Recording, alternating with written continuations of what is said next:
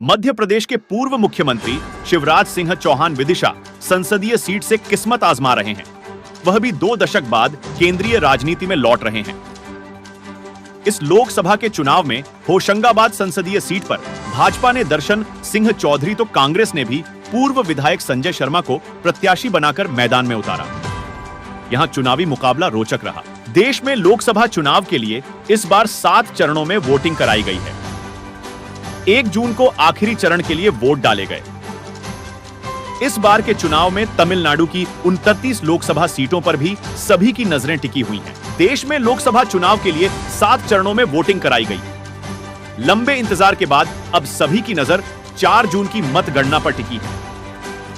सियासी लिहाज से देश के सबसे बड़े सूबे उत्तर प्रदेश में लोकसभा की 80 सीटें हैं और बीजेपी की अगुवाई वाला एनडीए सभी 80 सीटों पर जीत का दावा कर रहा है, तो कांग्रेस की अगुवाई वाला इंडिया गठबंधन भी 70 से अधिक सीटें जीतने का दावा ठोक रहा है।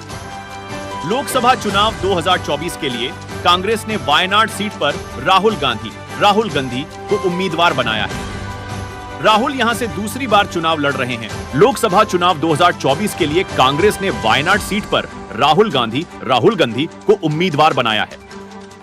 राहुल यहां से दूसरी बार चुनाव लड़ रहे हैं। सभी 542 लोकसभा सीटों के लिए मतगणना मंगलवार की सुबह 8 बजे शुरू होगी।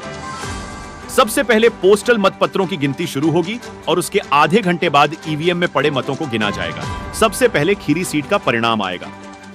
पहला राउंड अधिकतम 54 मिनट का होगा।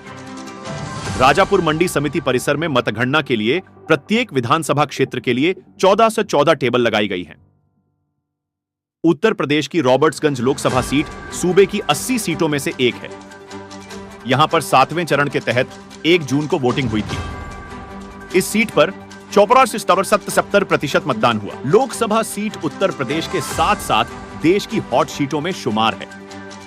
लोकसभा चुनाव के परिणामों के साथ मतदाताओं की नजरें इस लोकसभा सीट पर भी टिकी हुई हैं।